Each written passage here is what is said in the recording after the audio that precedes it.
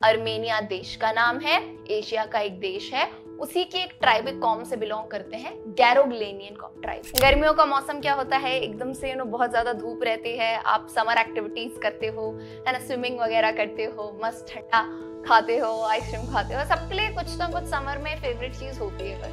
देखो, एक तो नॉर्मल लोग होते हैं जैसे सब होते हैं, और एक अनकन्वेंशनल नेचर, मतलब सबसे अलग, सबसे हटके कहता है वो Mourad. Hello everyone, welcome to physics by Pankaj sir. मैं हूं पलक रखियानी, आपकी अपनी इंग्लिश एजुकेटर।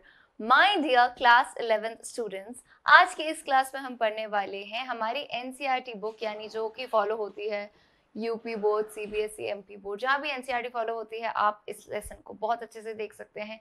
इस पर्टिकुलर चैप्टर में हम पढ़ेंगे, जो कि चैप्टर नंबर 1 है, summer of the beautiful white horse. ये जो चैप्टर है आपकी सप्लीमेंट्री जो बुक है स्नैपशॉट, उसका लेसन है, लेसन 1। एंड हॉर्स है, अब आप समझ ही रहे हो, तो बहुत ही ब्यूटीफुल सी और शांत सी कहानी है, मतलब बहुत ज्यादा सस्पेंस नहीं है, बहुत ज्यादा एक्शन ड्रामा नहीं है, लेकिन एक बहुत ही अच्छी सीख है, मतलब पढ़ने में आपको बहुत ही अच्छी लगेगी। ये जो है हमारी पूरी स्टोरी, जो कि लिखी गई है, राइटर का नाम आप याद रखेंगे, विलियम सैडविन। So what are we waiting for, फटाफट से शुरुआत करते हैं। वीडियो के बिल्कुल एंड तक बने रहिएगा, क्योंकि मैं इसमें आपको इंपॉर्टेंट क्वेश्चन आंसर्स भी बताऊंगी। ओके, चलिए। अब सबसे पहला तो it's very important to learn about the author, यानी जो हमारे लेखक हैं, विलियम सैडविन। अब विलियम सैडविन एक अर्मेनियन अमेरिकन नॉवलिस्ट थे। अर्मेनिया, अमेरिका तो सबको पता ही है, अर्मेनिया एशिया की ही एक कंट्री है, तो ये इन दोनों जगह से बिलोंग करते थे। एंड नॉवलिस्ट थे, प्ले राइटर थे, स्टोरी राइटर थे। ओके, एंड मैं आपको बता दूं एक बहुत इंपॉर्टेंट इंफॉर्मेशन, उन्हें पुलित्जर प्राइज से भी नवाजा गया था, जो कि आप कह सकते हो ड्रामा में, लेखकी में एक बहुत ही बढ़िया और बड़ा अवार्ड होता है। 1940 में मिला था इन्हें। इन 1943 में इन्हें अकेडमी अवार्ड मिला था for best story for the film adaptation of his novel the human comedy. तो यानी आप इनके अवार्ड से अंदाजा लगा सकते हैं कि इनका लेखन जिस तरह से लिखते हैं कितना सुंदर होगा।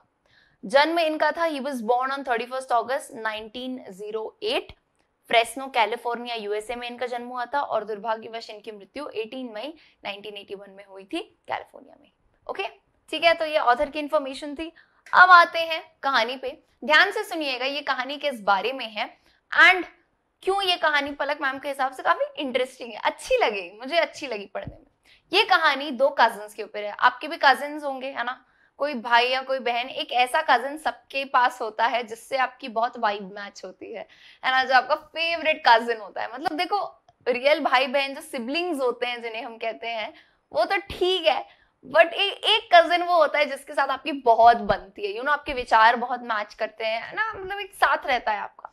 तो ये कजिन्स के ऊपर है। दो कजिन है, एक का नाम है आरम, है ना, या आरम भी कह सकते हो, और एक का नाम है मुराद। ओके, इन कजिन्स के ऊपर स्टोरी है। एंड ये दोनों कजिन्स में से जो ये होता है आरम, ये नरेटर होता है। नरेटर यानी इनके द्वारा हम कहानी को सुनते हैं। ठीक है, अब ये कहां से बिलोंग करते हैं, दोनों कहां के थे, तो ये दोनों जो थे, ये दोनों अर्मेनिया के थे, है ना। अर्मेनिया समझते हो ना, एशिया की कंट्री है जहां से हमारे राइटर भी थे, है ना। तो ये अर्मेनिया से थे, और ये कहां से बिलोंग करते थे, अर्मेनिया की एक ट्राइब। जैसे बेटा हिंदुस्तान में अलग अलग ट्राइब होती है ना, जैसे आप कह सकते हो कि अब कोई गुजराती है, कोई मराठी है, और अलग अलग टाइप की ट्राइब्स होती हैं। राजस्थान में आप जाओगे देखने को मिलेगी मेवाड़ी, मारवाड़ी, बहुत अलग अलग होती है।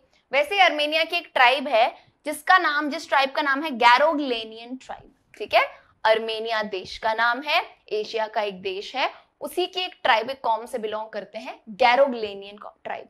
अब ये जो ट्राइब है ना, ये बहुत ही ज्यादा पिछड़ी हुई ट्राइब है, यानी बहुत ही गरीब, ये बहुत ही ज्यादा गरीब होते हैं, यानी, है ना, ज्यादा इनके पास पैसा होता ही नहीं है, मुश्किल से इनका जीना जो है ना होता है।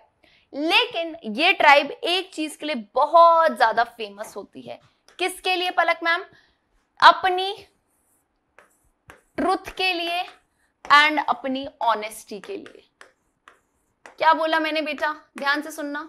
जिस ट्राइब से ये दोनों लड़के बिलोंग करते हैं, आरम और मुराद, ये ट्राइब अपनी दो चीजों के लिए बहुत ज्यादा जानी जाती है, अपने ट्रुथ और अपनी ऑनेस्टी के लिए, है ना। अपनी ट्रुथ यानी सच्चाई, इनमें बहुत सच्चाई है, बहुत ऑनेस्ट है, और मतलब लोग इन पे आंख बंद करके भरोसा कर सकते हैं, ऐसा मतलब हो सकता है इतने सालों सालों से इनके जितने भी दादा परदादा सब रहे होंगे, इनकी एक वो तरीका रहा होगा कि जिनके साथ भी चाहे कितने भी अमीर लोगों के साथ रहे, बिल्कुल विश्वसनीय होते, है ना, भले ही गरीब थे, है ना। एक तो ये इसके लिए फेमस थे और एक अपनी पॉवर्टी यानी गरीबी के लिए।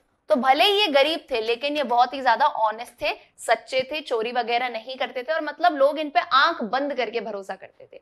ठीक है, तो ये दोनों ही लड़के इस ट्राइब से बिलोंग करते थे। और ये दोनों लड़के कहाँ रहते थे? The two boys live in the San Joaquin valley in California, है ना, कैलिफोर्निया के सैन जोक्विन वैली में ये रहते थे। बिलोंग यहाँ से करते थे, आए यहाँ से थे और रहते कैलिफोर्निया में थे। ठीक है, चलिए तो अब कहानी की शुरुआत देखो क्या होती है। Summer of the white beautiful horse से समझ रहे हो पलक मैम, समर का टाइम है एंड गर्मियों का मौसम क्या होता है, एकदम से बहुत ज्यादा धूप रहती है, आप समर एक्टिविटीज करते हो, है ना, स्विमिंग वगैरह करते हो, मस्त ठंडा खाते हो, आइसक्रीम खाते हो, सबके लिए कुछ ना कुछ समर में फेवरेट चीज होती है करने को। ठीक है, तो अरम और मुराद की भी ये कहानी है, सुनो। ये दोनों कजिन्स होते हैं। ठीक है, अब अरम छोटा है उम्र में। अरम कितने साल का है जो कहानी सुना रहा है? 9 साल का, 9 years old है। एंड मुराद was 13, मतलब बच्चे ही हैं दोनों, ज्यादा बड़े नहीं है, है ना। एक 9 साल का है और एक 13 साल का, एक टीनेजर है और एक उससे छोटा है। ठीक है, अब इनके बारे में बताया जा रहा है कि both of them were fond of horse riding. बेटा फॉन्ड का मतलब होता है पसंद, है ना, पसंद कह सकते हो या बहुत ही ज्यादा दीवाने। फॉन्ड यानी कि उनको हॉर्स राइडिंग, घुड़सवारी बहुत ही ज्यादा पसंद थी, है ना। सबके अलग अलग शौक होते हैं, तो इनका शौक क्या था? घुड़सवारी करना बहुत पसंद थी, है ना। They belonged to the Garoghlanian tribe of Armenians. तो ये मैं आपको बता चुकी हूँ, आर्मेनिया की गैरोग्लेनियन ट्राइब से ये बिलोंग करते थे। अब जो नरेटर है, नरेटर यानी अरम है, वो जो नरेटर कौन है? अरम है। अब कहानी कुछ ऐसे चालू होती है, सुनना कहानी को ध्यान से, बिल्कुल एक मूवी की कहानी की तरह सुनिए कि समर का टाइम है, गर्मियों का टाइम है और अरम जो है 9 साल का अरम, वो अपने घर पे सो रहा होता है और वो बताता है कि एकदम से जैसे सुबह हुई होगी या आधी रात होगी, उसकी विंडो पे एक टैप होती है। विंडो पे टैप यानी ऐसे खिड़की कोई खटखटा रहा हो जैसे, है ना। वो देखता है कि उस वक्त करीब 4 बजे होंगे सुबह के, ना एकदम सुबह का टाइम होता है, हल्का सा अंधेरा और सूर्योदय होने ही वाला होता है, तो 4 बजे होंगे। और जैसे ही वो उठा, देखा यार बाहर कौन आया है। When he looked out, he saw his cousin मुराद, और उसने अपने कजिन मुराद को देखा। एंड उसने कहा, वो कहता है कि जब उसने अपनी आंखों से देखा खिड़की के बाहर मुराद को, उसे विश्वास नहीं हो रहा था। अरे ऐसा क्या देख लिया? उसने ये देखा कि मुराद एक बहुत ही सुंदर से सफेद घोड़े पे बैठा हुआ है, बहुत ही सुंदर। मतलब अब आप देखो यार, हॉर्स राइडिंग, हॉर्स वगैरह होते हैं वो बहुत कॉस्टली होते हैं, यानी जो रिच लोग होते हैं, जिनके पास बहुत पैसा होता है, कहीं ना कहीं वही अफोर्ड कर पाते हैं हॉर्सेस। और जब अरम ने मुराद को सफेद, बहुत ही, आप सोचो ना, गर्मी का टाइम है, समर का टाइम है, सूर्योदय होने वाला है, सुंदर सा सफेद रंग का घोड़ा, मतलब एकदम चमक रहा हो जैसे, है ना, वो दिख रहा हो उसे। He could not believe his eyes, उसको उसके आंखों पे विश्वास ही नहीं हो रहा था। could not believe यानी विश्वास ही नहीं कर पा रहा था वो अपनी आंखों पे। Because Murad belonged to a poor family, मुराद और वो दोनों ही मतलब एक बहुत ही गरीब खानदान से बिलोंग करते हैं। He could not afford to buy such a lovely horse, और वो इतना सुंदर घोड़ा जो कि बहुत महंगा होगा, जाहिर सी बात है ये तो वो लोग अफोर्ड ही नहीं कर पाते, है ना। इतना तो खरीद अफोर्ड नहीं कर पाने, यानी इतनी उनकी हैसियत नहीं थी। ओके भाई, surely he had stolen it. तो अरम के दिमाग में फाइनल चीज क्या आएगी? खरीद तो सकते नहीं, इतने पैसे तो होंगे नहीं, है ना। तो क्या दिमाग में आया उसके कि श्योरली, जरूर उसने ये स्टोलन यानी चुराया है। लेकिन फिर उसके दिमाग में एक वॉर चल रहा, चुरा कैसे सकता है वो? हम तो आर्मेनिया के गैरोग्लेनियन ट्राइब से हैं, जिस ट्राइब से हम हैं, हमारे दादा परदादा, हमारा रिकॉर्ड रहा है भाई, हमारी सच्चाई के लिए जाना जाता है, भरोसे के लिए, तो वो चोरी तो नहीं कर सकता। तो मतलब सोचो, अब यार हम अपने घर में और उसके दिमाग में एक वॉर चल रही है, एक लड़ाई, है ना, ख्यालों की लड़ाई, कि ये घोड़ा खरीद भी नहीं सकता लेकिन ये चुरा भी नहीं सकता। मतलब हुआ क्या है, समझ नहीं आ रहा उससे, है ना। क्योंकि अब वही बात जो मैंने आपको बताई यहाँ लिखी है, Garogleanian family had the reputation for honesty that has been maintained by its family members for hundreds of years. तो गैरोग्लेनियन जो परिवार है, उनकी एक रेप्यूटेशन है समाज में, सच्चाई, ऑनेस्ट है, जो उनके खानदान द्वारा सभी मेंबर्स फैमिली के 100, सोचो इतने सालों से एक आपका नाम बन जाता है ना बेटा। तो वही वाली बात है, एवरीवन ट्रस्ट देम, और हर इंसान, अमीर से अमीर इंसान भी उन पे भरोसा करता है कि भले ही ये गरीब हो लेकिन ये सच्चे हैं, ये बहुत ही ज्यादा ऑनेस्ट हैं। These people took pride in the fact and they were honest in spite of their poverty। और होता है ना यार, गरीब इंसान है लेकिन एक ही चीज है जिसपे वो प्राइड यानी गर्व कर सकते हैं कि भले ही हम गरीब है लेकिन पूरे लोग हम पे भरोसा करते हैं, है ना, हमारी सच्चाई है जिसपे हमें गर्व है ना, ठीक है। तो Aram could not think that his cousin a member of the honest tribe could ever steal. तो वो अरम को विश्वास ही नहीं हो रहा था, सोच ही नहीं सकता था ऐसा कि उसका कजिन भी तो उसी ट्राइब का ही है, इतनी ऑनेस्ट ट्राइब का, इतने सच्चे, तो वो कैसे चुरा सकता है यार एक घोड़ा।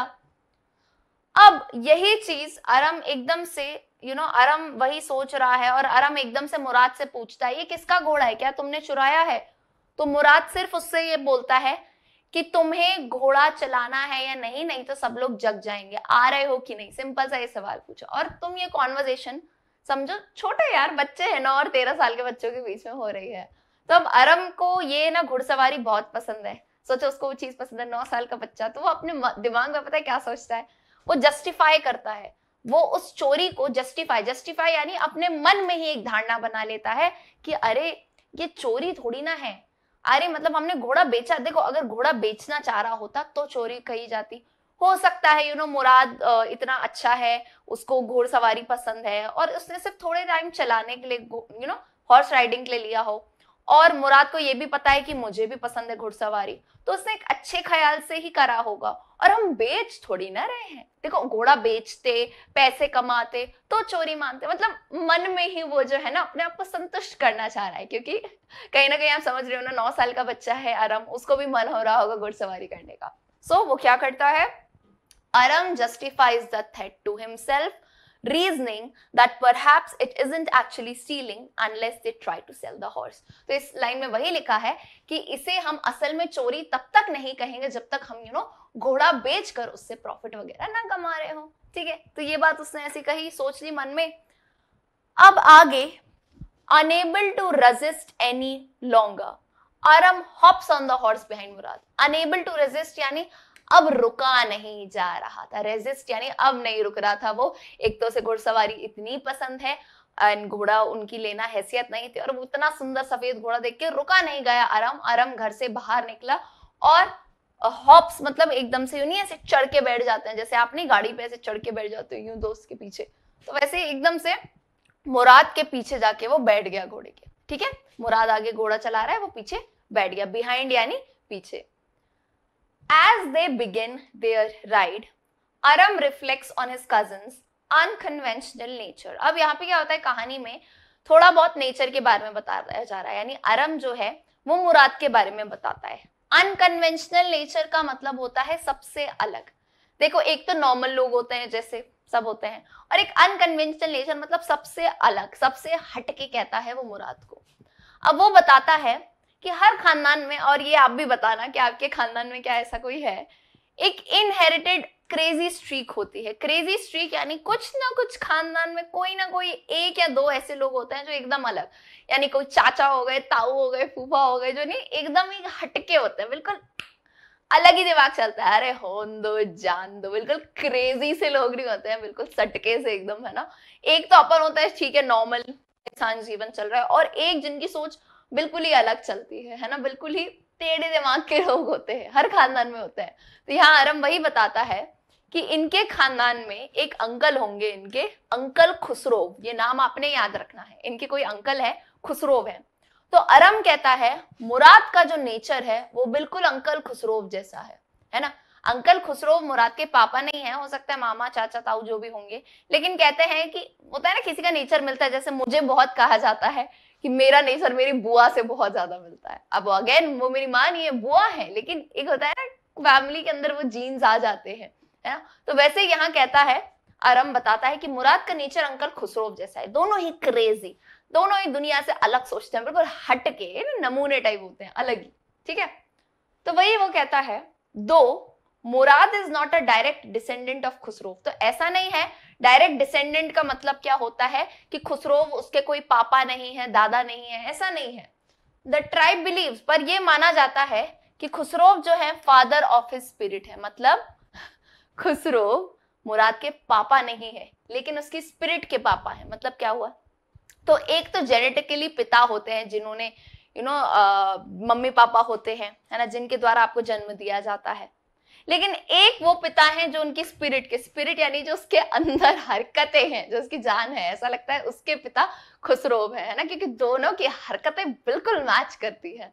ठीक है, तो मैं भी ऐसे कहती हूँ कि जैसे मान लो कि मम्मी तो मम्मी है लेकिन आपके किसी के गुण बिल्कुल नहीं मासी से मिलते हैं, बुआ से मिलते हैं, तो कहते हैं असली मम्मी ये है लेकिन इसके जो स्पिरिट की मम्मी है, जो ये जो हरकतें करते हैं वो कोई और ही लगते हैं, है ना।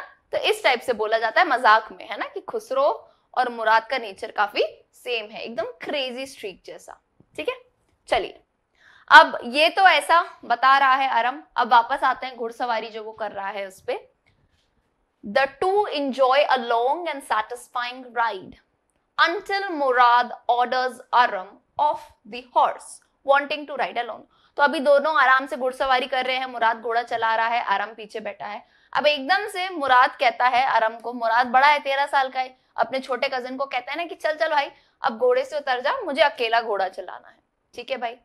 फिर मुराद मस्त घोड़ा चला रहा था, तो अरम ने एक चीज बताई कि मुराद को देख के ऐसा लगा कि क्या प्यारा घुड़सवारी वो कर रहा है, घोड़ा एकदम उसके सारे कमांड्स मान रहा है और बहुत ही अच्छे से घुड़सवारी वो कर रहा है। अब अरम भी कहता है, छोटे कजिन्स तो हमेशा ऐसे होता है ना, जो बड़ा कर रहा है वो हमें करना है, तो कहता है मुझे भी सेम चीज करनी है ना, सेम प्रिविलेज मिलना चाहिए।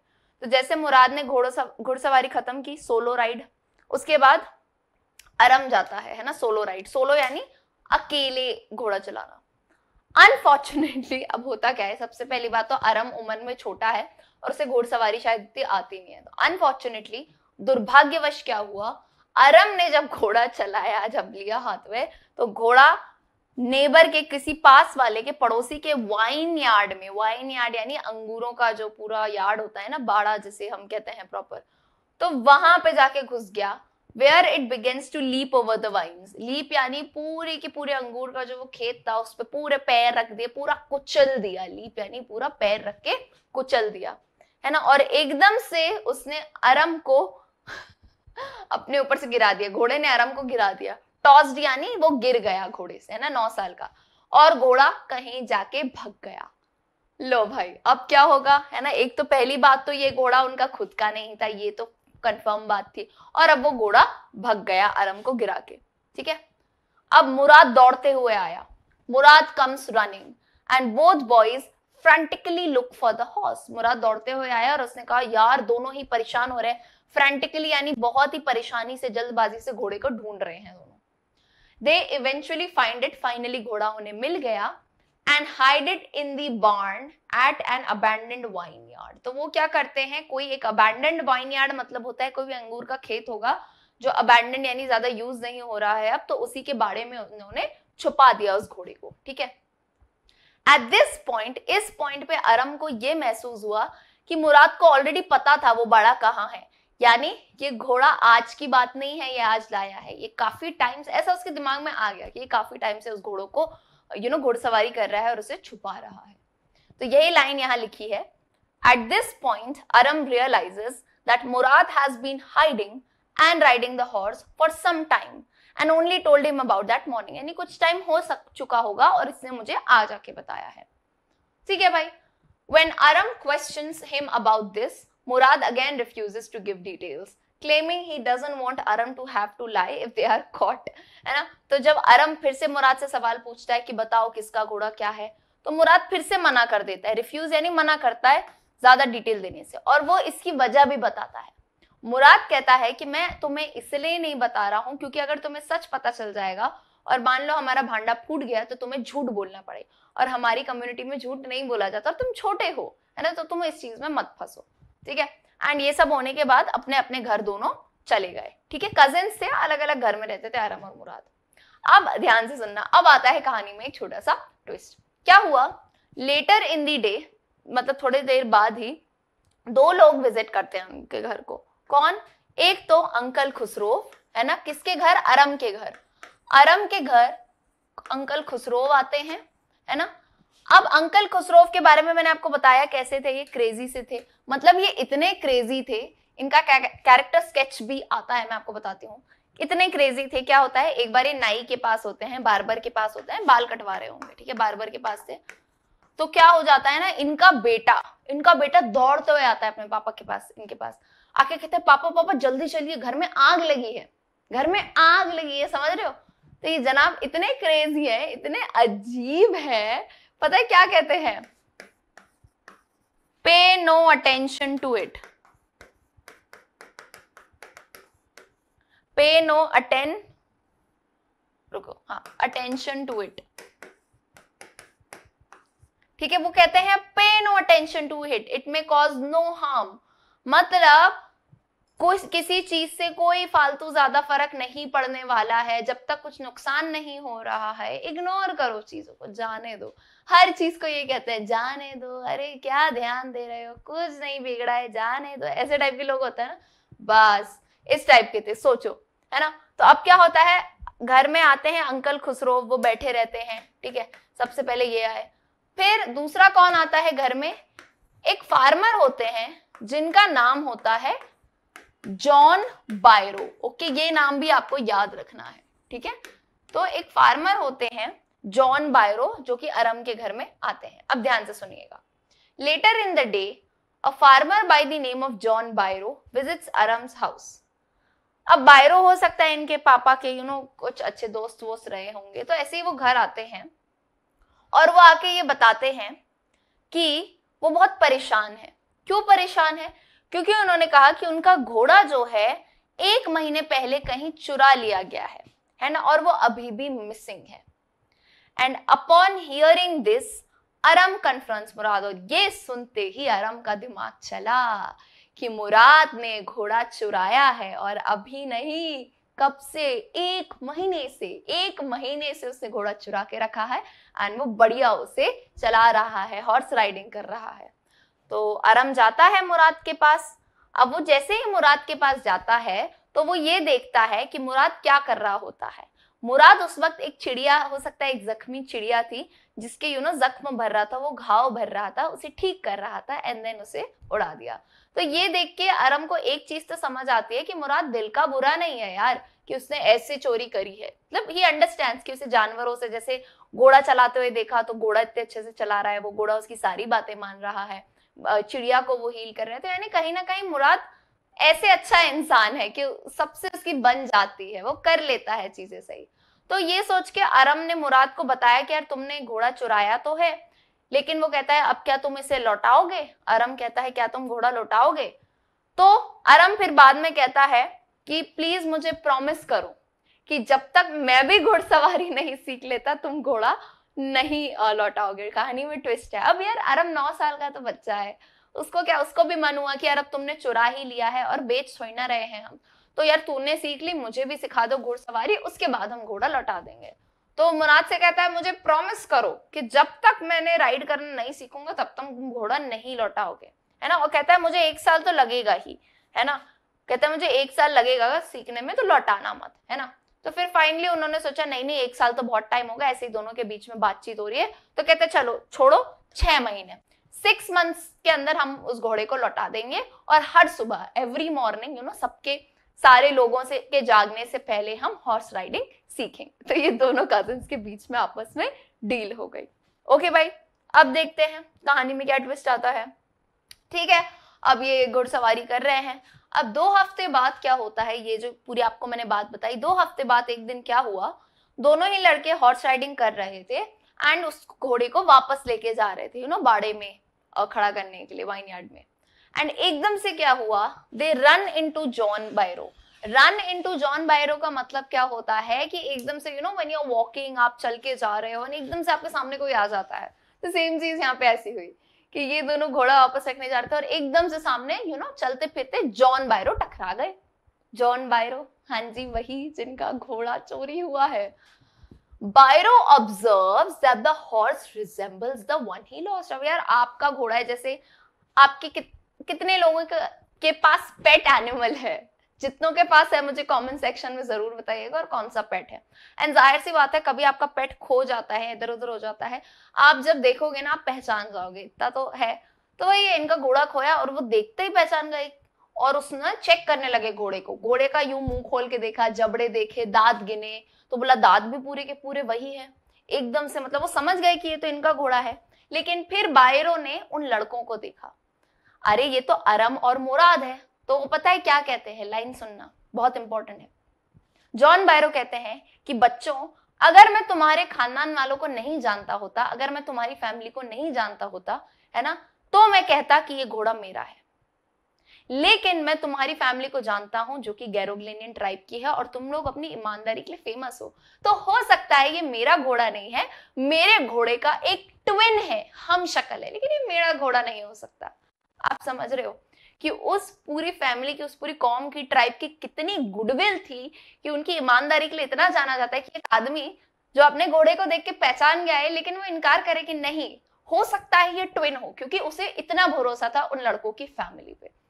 अब जाहिर सी बात है ये बात सुन के दोनों लड़कों को कैसा लगा होगा, कहीं ना कहीं अंदर से, देखो अंदर से एक अच्छाई ना जगी जाती है इंसान के अंदर से, वो साक्षात्कार हो ही जाता है कि यार नहीं ये सही नहीं कर रहे हम, है ना। मतलब बायरो का जो उनकी फैमिली में फेथ था, भरोसा था, उन दोनों को खुद ही बुरा लगने लगा। They both felt sorry for their action, अपनी खुद की हरकत के लिए बुरा लगने लगा कि यार कोई तीसरा इंसान हमारी पूरी कौम पे इतना भरोसा करता है हमारी ईमानदारी के लिए, तो ये हमने क्या किया।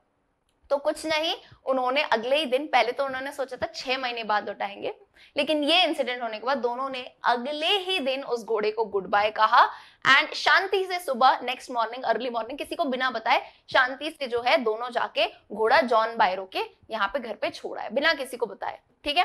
एंड बहुत ही अच्छे से बाय बाय कर दिया, हो गया, घोड़े को बाय गुड बाय कर दिया। एंड होता क्या है, जब वो घोड़ा सुबह छोड़ के आए थे, उसी आफ्टरनून, दिन के टाइम, जॉन बायरो बताने आता है खुशी से कि देखो मेरा घोड़ा कोई वापस रख के चला गया, मेरा घोड़ा वापस मिल गया। और ये बताते हैं आके कि it is stronger than ever and better tempered, मतलब कि अब जो ये घोड़ा उनके पास वापस आया है उनका, ये तो पहले से भी ज्यादा स्ट्रॉन्ग लग रहा है। बेटर टेम्पर, टेम्पर मतलब क्या होता है ना कि उसका जो दिमाग है वो सही रहता है ना, कि एकदम से गुस्सा नहीं हो रहा है, एकदम कंट्रोल में है। कहने का अर्थ ये है कि 1 महीना जो मुराद के पास घोड़ा था, तो मुराद बहुत ही कह सकते हो ना एनिमल्स के साथ अच्छा था, यानी उसे ट्रेनिंग देना अच्छे से आती थी, उसने उस हॉर्स को इतनी अच्छी तरीके से मेंटेन कर लिया था। तो इसी के साथ जो है ये बहुत ही प्यारी सी स्टोरी एंड होती है। आप देखोगे स्टोरी में कोई धमाकेदार चीजें नहीं थी, कुछ नहीं था, सस्पेंस एक्शन नहीं, लेकिन एक प्यारी सी सीख थी कि कहीं ना कहीं 2 छोटे कजिन्स थे भाई, एंड उन्हें रियलाइज होता है बाद में कि सच्चाई और अच्छाई इतनी अच्छी होती है भाई, कि आप भले ही गरीब हो लेकिन आप पे सामने वाला इतना भरोसा कर सके, है ना। तो ऐसा नहीं है अमीरी से ऑनेस्टी आती है, नहीं, जितने भी क्वालिटीज होती है वो इंसान के अंदर होती है। बोलते हैं ना character is the highest virtue, इंसान का चरित्र ही उसकी सबसे बड़ी पहचान होती है, ना कि उसका पैसा, है ना। तो ये बहुत ही प्यारी सी कहानी जो है आपको देखने को मिली है। एंड इसके बाद हम डिस्कस करते हैं इंपॉर्टेंट क्वेश्चन एंड आंसर्स। आप रेडी रहिएगा, मैं आपको जगह दूंगी, आप लोग, मैं साइड हो जाया करूंगी, you can also take screenshot. Question number 1 है, you will probably agree that the story does not have a breathless adventure and exciting action. Then what in your opinion makes it interesting? तो मैंने आपको शुरू में ही बताया था कि आपने ये समझ गए होंगे कि इस स्टोरी में कोई ब्रेथलेस एडवेंचर, यानी ओ भाई खतरनाक सी तो कहानी नहीं है, एडवेंचर हो रहे हैं कुछ, ऐसा भी नहीं है, और कुछ एक्साइटिंग एक्शन भी नहीं है। तो आपके ओपिनियन यानी आपकी राय में ये स्टोरी किस तरह से इंटरेस्टिंग है? देखिए मैंने यहाँ आंसर लिखा है, दिस डजंट मीन आपको इसे कॉपी पेस्ट करना है, आप अपने क्रिएटिविटी जरूर डालिएगा इसमें, है ना। इंग्लिश लिटरेचर का मतलब ही यही है, आप पढ़ ही क्यों रहे हो, देखो सिर्फ रट के मत लिखना, ये मैंने आपको आइडिया के लिए दिया है, भले ये लिखो लेकिन इसमें अपनी लाइंस थोड़ी ऐड जरूर कर सकते हैं आप, ठीक है। तो आंसर क्या है, a story can be interesting in many ways. देखो कोई भी कहानी बहुत सारे तरीकों में इंटरेस्टिंग हो सकती है। It may have tight suspense throughout the reading और a plot twist that will surprise us. तो यानी उसमें एक बहुत टाइट सस्पेंस यानी बाद में राज खुले वैसी कहानी हो सकती है, या फिर एक प्लॉट ट्विस्ट यानी कहानी में एकदम से चेंज आ सकता है, आप सरप्राइज हो जाओ, अरे ये क्या हुआ, ये तरीके हो सकते हैं। अपार्ट फ्रॉम दिस यानी इसके अलावा, अपार्ट फ्रॉम दिस का मतलब क्या होता है, इसके अलावा a story's theme and writing style can also make it enjoyable, और स्टोरी के जो थीम है, उसका लिखने का तरीका है, उससे भी आप स्टोरी को एंजॉय कर सकते हो। तो जो हमने स्टोरी पढ़ी है the summer of the beautiful white horse, इनमें से एक ही कहानी है, लिखने के तरीके में बहुत मजा आता है। It has a linear plot involving two boys, बिल्कुल स्ट्रेट सा प्लॉट है, कुछ घुमाया फिराया नहीं है।